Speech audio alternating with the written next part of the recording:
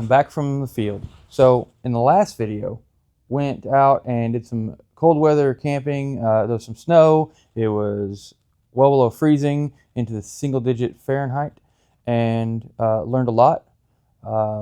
Figured out what works, what doesn't work, and what kind of works, and we're going to improve on that. If you haven't seen that video, I'll link it up above. You can go back and watch that before you watch this video.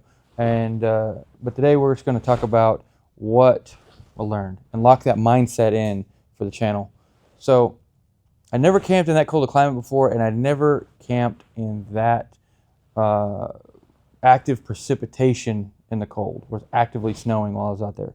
So that was a new experience for me. Now, what some would see as a bad time to go, I see as an opportunity to learn what works and what doesn't work in adverse conditions, to stress test my procedures and skills and gear.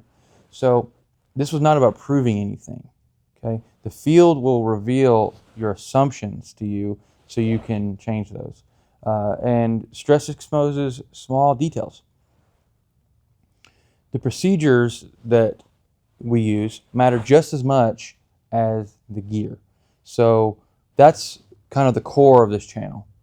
It's not all about stuff.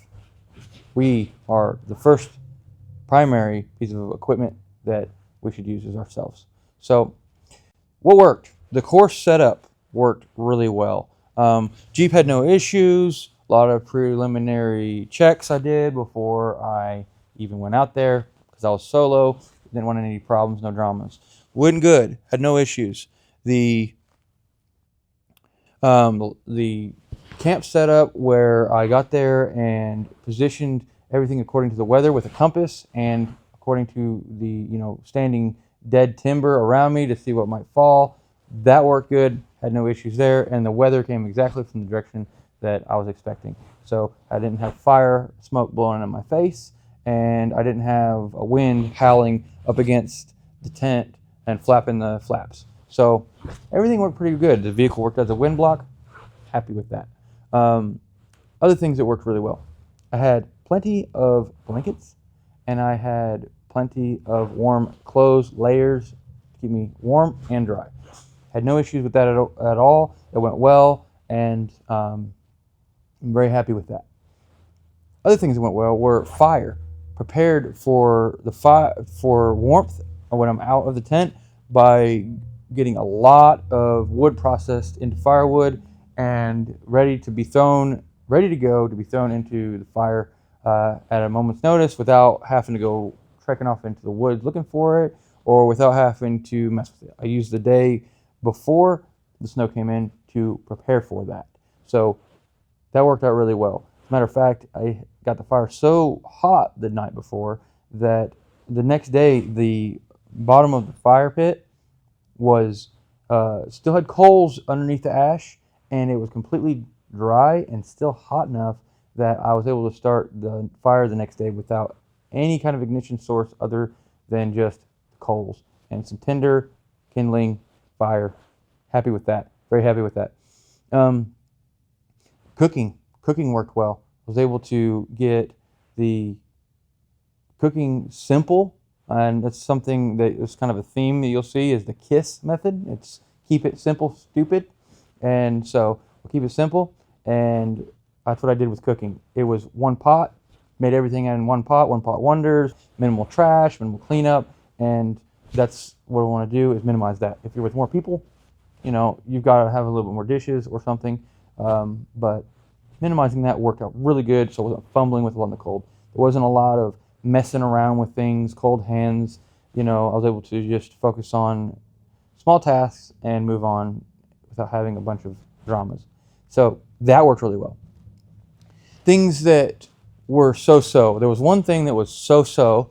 It worked, but it also didn't work, was I knew that my water jerry was going to freeze overnight if I left it outside. So what I did was I took it and I put it in my tent. Well, it didn't freeze, but because that cold water was in the tent with me and cold air likes to sink and hot air likes to rise, what happened was it created a cold sink at the bottom of the tent where the cold air off of that water jug was setting at the bottom of the tent where I'm sleeping. That made it a little bit of a cold layer down at the bottom. So what I'll do in the future is to learn from that is I'll boil a portion of the water and then put it back into the jug with the rest of the water and get that water up to, a little, at least above my body temperature. That way, when I put it in there, it's an asset instead of a liability. It's keeping me warm instead of making me cold. So that is good.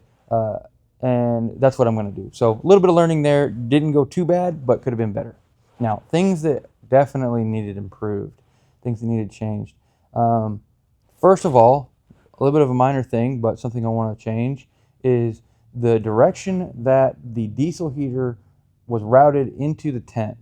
When it went in there, I didn't put much thought into it. It's always worked fine, but that's why we test. So when it goes in there, it kind of points upward slightly.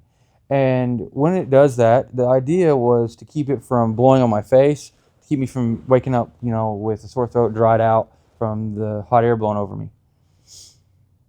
It didn't work as well as I thought in the cold because it heated the roof of the tent up enough that two things happened. Two things. One, it melted the frozen precipitation that was coming down and made it run to the end of the tent on the top and refreeze into icicles. My windshield was a blanket of ice, and the hinges were completely frozen. You couldn't have closed them without damaging something. So I had to break all that ice off before I could go anywhere. Not a huge problem. It's annoying more than anything, but if I was ever in a rush to pack up and go, people would be waiting on me, or I'd just be, going slow. Also, it's just a big inconvenience. So don't want to do that. If I was there multiple days in that kind of weather, then I would have had a hard time getting all the ice off. So I'm going to reposition the inlet duct so that doesn't happen. Another thing that happened was because it was pointed up, the combination of the cold water that I had in there that we just talked about and the diesel heater pointing up, I had a big temperature gradient in that tent. Up at the top was at least 10 degrees warmer than the bottom, probably more. So by angling that downward and then also preheating the water before I bring it in, I think that'll save me fuel and keep me a little bit warmer, and also hopefully keep the ice from melting as much and running down and refreezing. So those are the heating situations. Another thing was power. So the lithium, let me start here. A lithium battery will not work below, I want to say it's -4. It might be 4 degrees. I'll put that here. It will not charge or discharge. You can't use it. It's not safe to use, and the battery management system, the little computer that's in there that manages it, will prohibit you from doing it, from using it at all. We didn't run into that issue, but we did run into another issue. Below the temperature the water freezes, so 32 degrees Fahrenheit, the power station's lithium will not charge. So I wasn't able to keep a battery charged. With that, it was an issue. So what could I have done to get around that problem? Well, I could have brought the Blue Eddy, which this isn't a knock against Blue Eddy. All lithium does this. But I could have brought the power station up into the tent. If I would have done that, then it would have kept it warm, and so I would have not drained the battery down as quick, and it also would have been able to be charged because it wouldn't have gotten down to single digits by being in the back of the Jeep. So I should have brought it up there with me. Another thing I can do to fix this, which is a little bit more of a long-term correction I'm going to work towards, is a heated power source. Lithium companies that make lithium power stations, or just lithium batteries, some of them make something called heated lithium. So it's got like I think of it as a heated blanket that is in that battery, and it will warm it up when you're charging it, so that way it can charge. So that's what I want to do. I want to eventually go to lithium, onboard lithium, and I'm already started working on a storage setup to change some things in the Jeep and reorganize that. We can talk about that another time. But what am I getting at here? These are things that work for me. These are things that kind of work for me, and some things that definitely need changed or improved. So that's what this channel is about. We test things in the field, we confirm what works, and we tighten in on what doesn't. It's the same process with everyone, everywhere. That's what we should do. With everything, everyone, everywhere, that's what we should do. We should be improving ourselves just in life, but also in our hobbies. We can be really good at this stuff and make the trip so much better. Don't want to take things too seriously, don't want to be too rigid on things, but want to get better. I see it as a challenge. I want to go out there and thrive when I camp. I want to go out there for weeks at some point and thrive, and that's what I want to do. So that's what we want to do. We want to test things. We want to see what works, what doesn't work, and refine everything and get better, have a better time. So, if you're having a better time, then you're going to stay longer. Test, learn, refine, and repeat. So that's what we're going to do. That's what this channel's about. So stick around if you like that kind of stuff. In the comments. Now, this is not a comprehensive video about cold weather camping by any means. This is my experience, and this is cementing the mindset of Fieldworks Overland. But I want to help you, and I want you to help me with this stuff. As we go through all these channels, I want to have us help each other. I want to build a community here where we are focused on improving, getting better, and whatever areas of life, encouraging each other, whatever the case may be. So, down in the comments, if you have anything that is a cold weather camping tip or trick, put that in the comments, and the people will, other people like you, will go down there and look at it. I'll also look at it, and I can learn from it.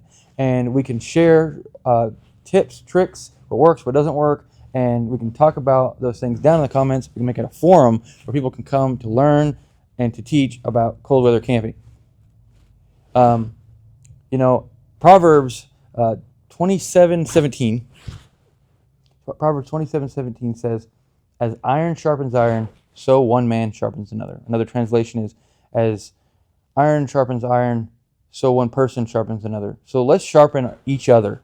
You can sharpen me, I'll sharpen you, and we'll proceed and learn together. So that's what this channel is about.